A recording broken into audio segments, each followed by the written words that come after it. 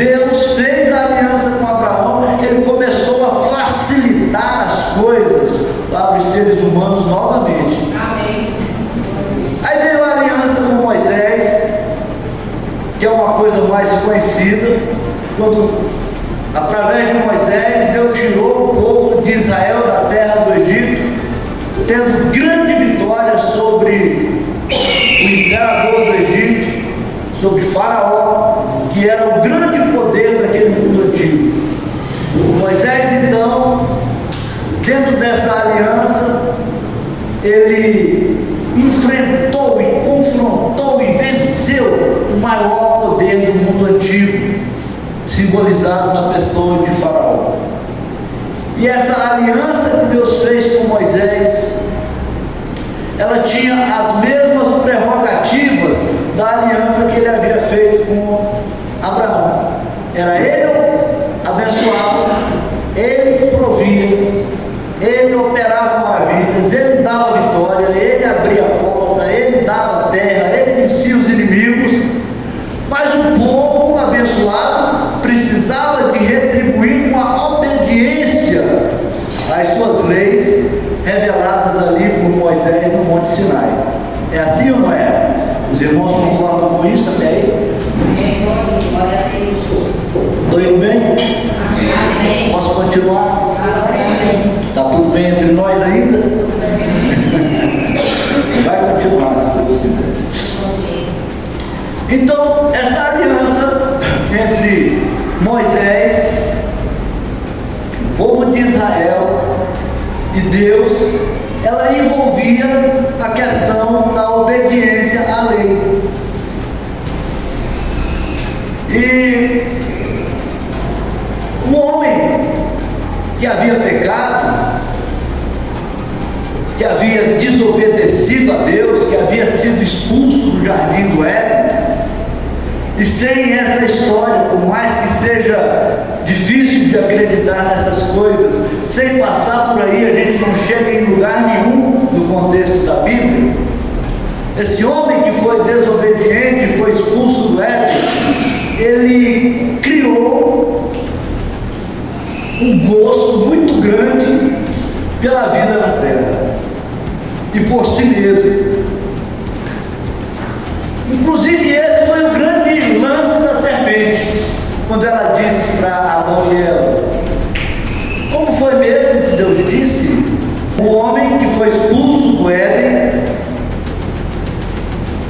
ele tomou um gosto baseado naquelas mesmas premissas da serpente, quando ela disse, vocês serão como Deus. Foi isso que atraiu a atenção de Eva, foi isso que atraiu a atenção de Adão, foi ser como Deus.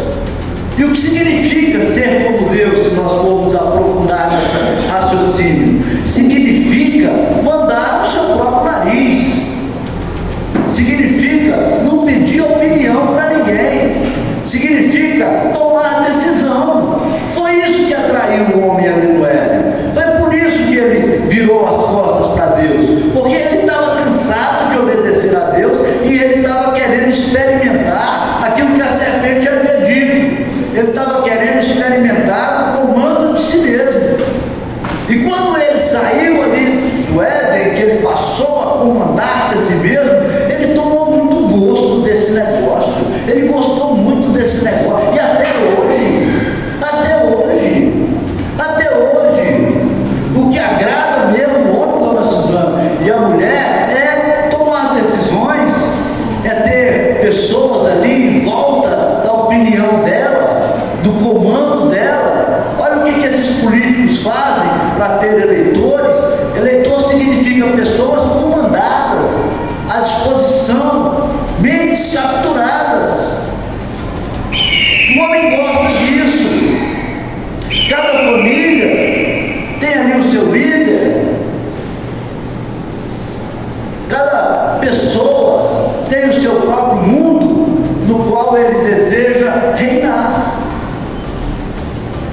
Esse é o grande apelo do ser humano, é a grande motivação da vida humana. Então, mas isso concorre diretamente com o projeto de Deus, porque quando Deus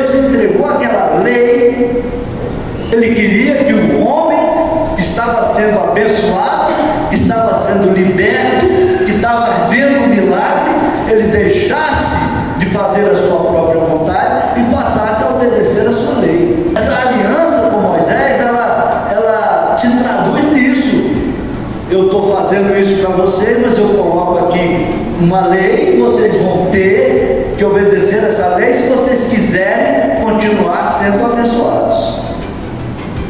E quando o homem desobedecia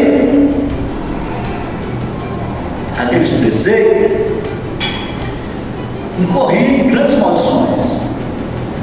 Eram serpentes, eram inimigos, era falta d'água, era...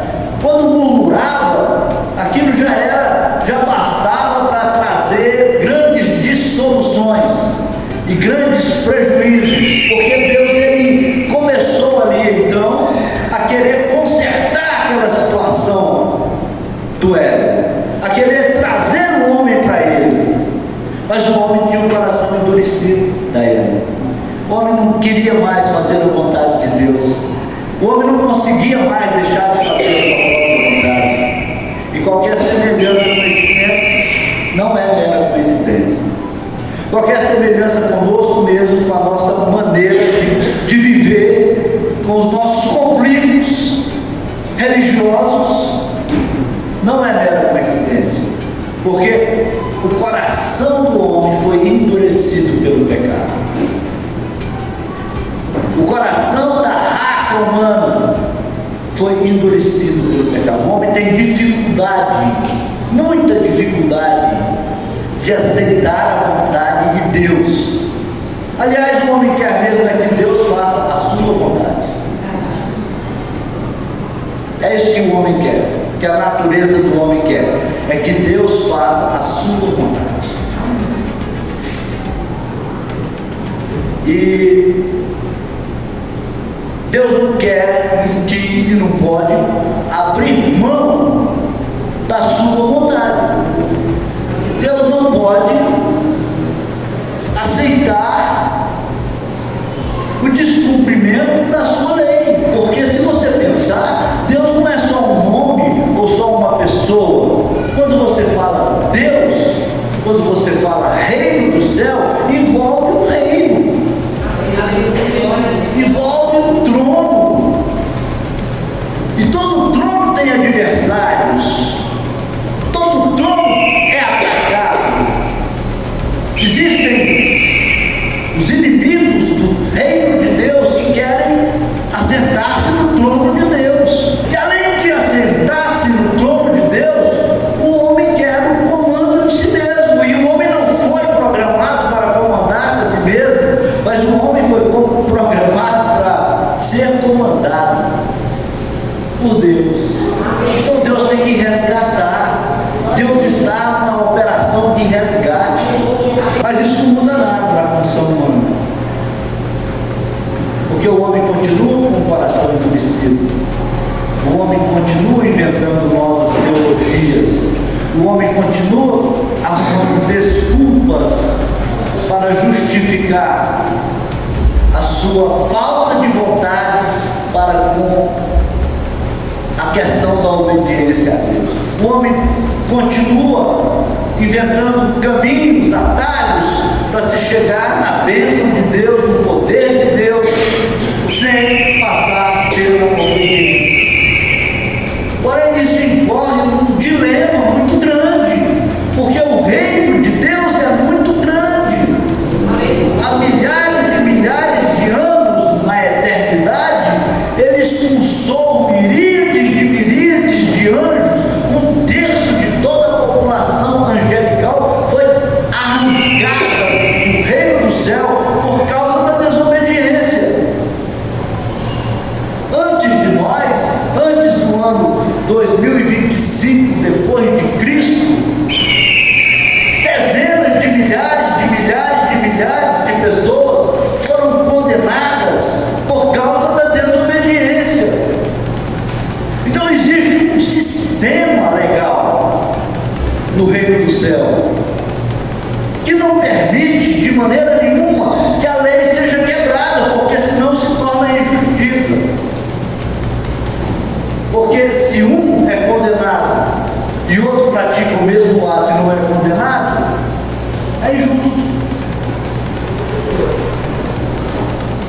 Então Deus não pode abrir mão da obediência.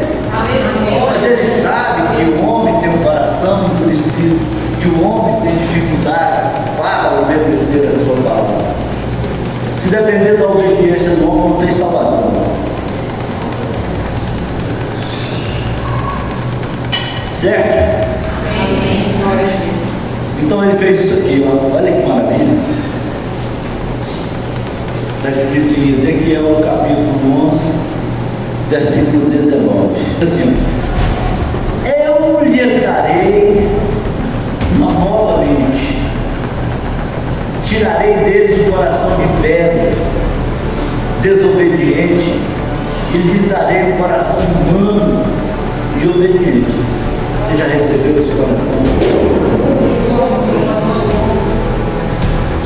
Assim eles cumprirão as minhas leis e obedecerão fielmente a todos os meus mandamentos. Eles serão o meu povo e eu serei o seu Deus. Novamente em Ezequiel 36, 26. Darei a vocês um coração novo e porei um espírito novo em vocês. Tirarei de vocês o coração de pedra e em troca darei um coração de carne. Amém. Glória a Deus. E aí vem Jesus, Mateus capítulo 11, versículos 28 e 29. Jesus já é o cumprimento dessa profecia de Ezequiel. Jesus já é a finalização do projeto da obra de Deus de redenção, de trazer o homem para si. Jesus e a igreja é a melhor etapa da criação, do processo da criação de Deus. E Jesus fala em Mateus no capítulo 11, versículo 28. Vinde a mim, Jesus convida. Olha que maravilha, que coisa mais leve, que coisa mais extraordinária.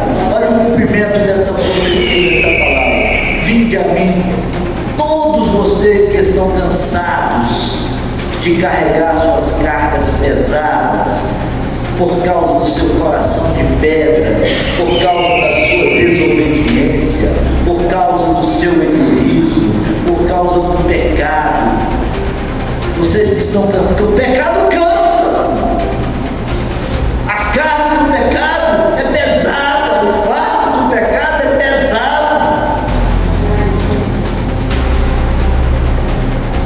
Jesus fala: olha, eu entendo essa situação de vocês. Desde Ezequiel eu tenho dito que o coração de pedra um dia seria trocado pelo coração de carne. Chegou esse dia, chegou esse tempo. Vinde a mim que eu quero trocar, eu quero fazer essa troca. E eu lhes darei descanso. Descanso. É esse descanso, dona Suzana. É esse descanso que o homem não tinha condição de conquistar, que o homem não tinha condição de. É esse descanso. É o descanso da carne do pecado. É o descanso da mentira. É o descanso do engano. Porque tem um detalhe muito sério, dona Edith, que eu vou dizer para vocês. Fazer a sua própria vontade, ser dono do seu próprio destino, fazer a sua própria lei, tem um lado muito bom, mas tem um lado difícil. Porque quando eu assumo o risco, eu assumo as consequências. Você está ligado? Quando o risco é meu, a consequência é minha. Você entende? Quando o risco é meu, a consequência é minha. Quando eu falo, eu vou fazer do meu jeito, se der errado, quem vai pagar sou eu. É ou não é? Isso é um peso muito grande na condição humana. A consequência do pecado é que cria essa carga pesada, esse cansaço, esse negócio de precisar de terapia, esse negócio de precisar de bebida, esse negócio de precisar de droga, esse negócio de precisar de mentir. Mentira é uma droga, tão droga quanto a droga da droga. Tem gente que mente tanto, que mente até para si mesmo. E o pior não é isso. O pior é que tem gente que mente para si mesmo e acredita na mentira. Isso é que é difícil. O mentiroso ele tem uma vida desgraçada. Porque o difícil não é mentir, o difícil é ter que sustentar a mentira. Mentir até que é fácil. Você tem que sustentar uma mentira é difícil demais. É ingrato. Então isso vai gerando peso. Isso é uma carga pesada. As consequências de mandar no seu próprio mundo, de mandar no seu próprio nariz, de decidir o que é certo e o que é errado, é esse peso. E tem aquele negócio, se nasce de Deus, permanece. Agora, se não vem de Deus, tem prazo de validade. Se você faz alguma coisa dentro da vontade de Deus, dentro do que é certo, dentro da lei de Deus, aquilo ali dura. Agora, se você faz alguma coisa infringindo a lei, desafiando a verdade, em cima de mentiras, esse negócio tem data de validade. Uma hora vai vencer e as consequências vão chegar. Por outro lado, quando a gente entrega a nossa vida nas mãos de Deus e diz para Ele, faça a sua vontade, aí a consequência é de Deus. Aí você não assume mais a consequência é de Deus. Se alguém fechar uma porta, ele abre o outro, porque a consequência é de Deus.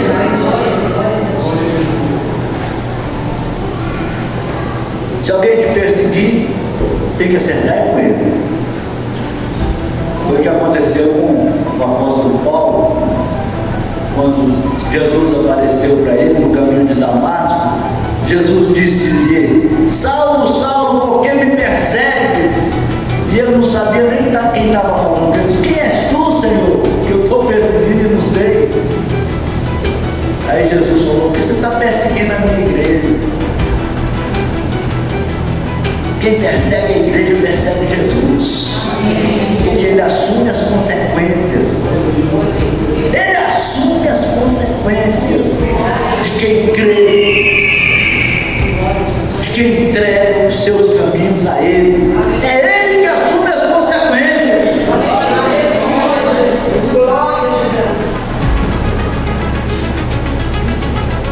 E aí o fato fica leve.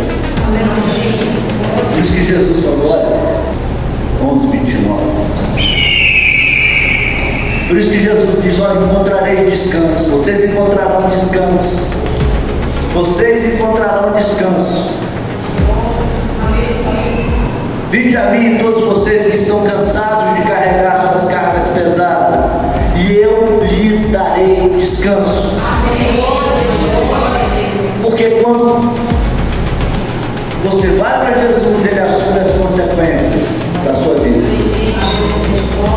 E aí você não é mais responsável pelas consequências da sua vida. Você não carrega mais o fardo pesado das suas decisões.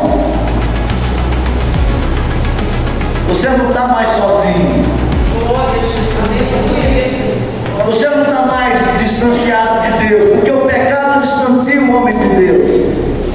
Você não é mais descendente de Adão, porque você passa a ser descendente de Cristo.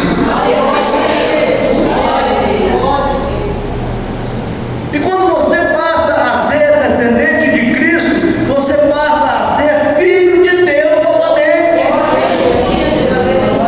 adotado.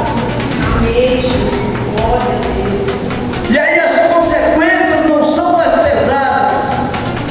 Por isso que Ele chama vocês que estão cansados de sofrer as consequências das suas decisões. eu lhes darei descanso. Você quer esse descanso? Olha se não é uma das melhores propostas que alguém já fez